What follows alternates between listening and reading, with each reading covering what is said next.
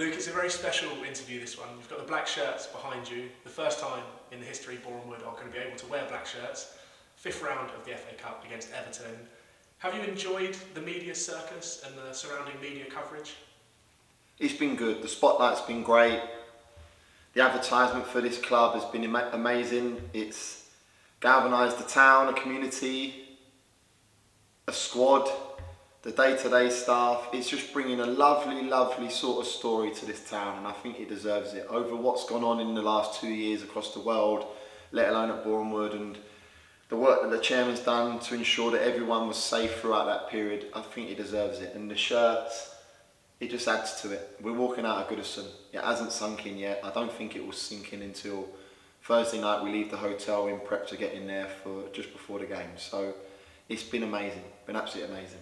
And we spoke after the Bournemouth game, or before the Bournemouth game, sorry, about Scott Parker, picking your wits against him. You'll now be pitting your wits against Frank Lampard. Has that sunk in yet?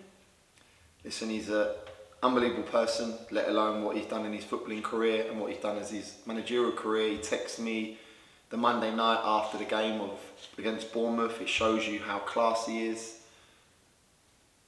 I'd love to just go and see him, and I know I said it about Scott Parker, but just to go and watch him and how he conducts himself, because I think even way he conducts himself with chefs and coach drivers and cleaners, let alone with his first team players, I think it shows you. It's like me messaging a Sunday League manager, him messaging me. So he didn't need to, he did it, and I just think he's class. And to be given the opportunity to pit my wits against him, against Paul Clement, against Ashley Cole, Duncan Ferguson, these are all people in his bench that have played at the top game, at the top level. So yeah, really excited. It hasn't sunk in yet. I've got to keep my emotions in check because I'll be in awe of their bench as opposed to watching a game of football.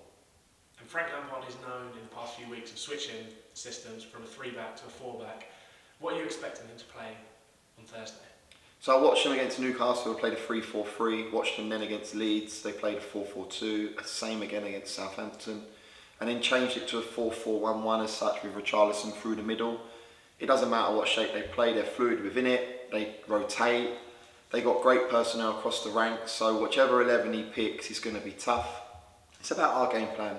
We've worked on our shape out of possession because fundamentally we're not going to have the ball, so we need to organise ourselves on that. But we believe that we can have little chinks in their armour where we're going to go and isolate. There's a percentage or a stat that they concede from set plays at Goodison, and we have everything to gain, got nothing to lose. And we've been there when we've been the team that should we win, and an underdog come here and they go and put us right under the cosh, and we need to ensure that we do that come Thursday evening. And on our side of the pitch, we are a bit walking wounded at the moment. Is there any news you have or updates on Kane, Rico and Jammer? So Jammer, for me, is probably the least out of all three to be available for selection. We're hopeful that Rico and Kane will be there to play some part. All will be travelling, including Femi and Gus. They're long-term injuries, but everyone will be there like we were against Bournemouth. And we'll leave it as long as possible. We are going to look to implement a few things to ensure that we give ourselves the best opportunity of picking the best team to go and face Everton on Thursday night. But yeah, this isn't me holding my cards close to my chest. We are literally 2 days away from getting on the bus to Goodison. We'll give everyone the best opportunity to pull on the shirt and run out at Goodison, and that's the aim. And if we can do it as close to the Bournemouth team as possible, we'll be very happy. And we don't normally talk about individual players before the match, but Kane Smith, massive Everton fan, it must be a bit disappointing for him not to be looking forward to starting that match. Well, he's not off the table just yet. So he obviously came in yesterday very disappointed. He was quite low prior to the weekend, he was quite high, but he's come in today very hopeful. Obviously we've given him some medication. We're looking to change a sort of bit of his process in terms of his recovery, and we're hopeful that he is out on the pitch against Everton on Thursday night. He's a massive plus to what we do at this football club, and he deserves it. He's been here 4 or 5 seasons now. He's playing against his boyhood club, and who don't want to walk out when Z Cars are playing at Goodison in front of 39,000? And this FA Cup run, it's not just what's happening on the pitch, it's what's happening off it. It's brought the whole community and the whole town together. How has that made you feel as the manager of this team to know that you're affecting the whole community? We're affecting the whole community. Thankfully, I'm just the man that leads it. Yeah, what this club and town needed from the last 2 years is needed across the world. There's been a pandemic, there's been COVID, and the chairman's been fantastic in ensuring the safety of all the day-to-day staff and the players throughout that period. And we went on the cup run last year against Millwall, and it felt false, and we felt that that was going to be our pinnacle in the cup competition.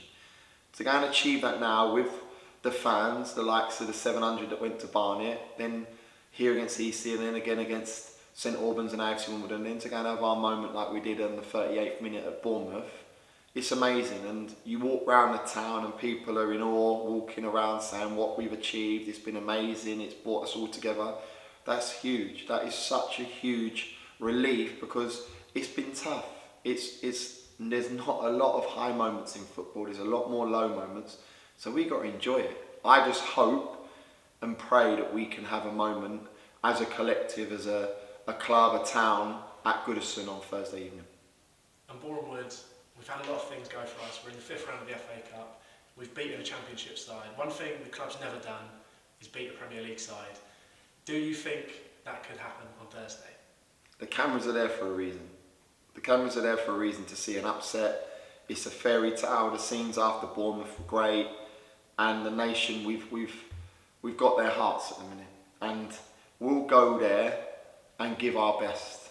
If we work hard and do it as a team, we'll have a chance. We believe that. I have confidence that this group can go and implement what we're asking of them, and we need to play out of our skins. It's that simple. We need them to have 2 or 3 an off day, and that's what we'll be praying for. And hopefully the footballing gods are looking over us on that evening to continue this journey, because I don't want it to end. We know it's going to end sometime, but yeah, we don't want it to end. It's been magical. It's been absolutely remarkable, and I wouldn't have wanted to do it with any other people in this club.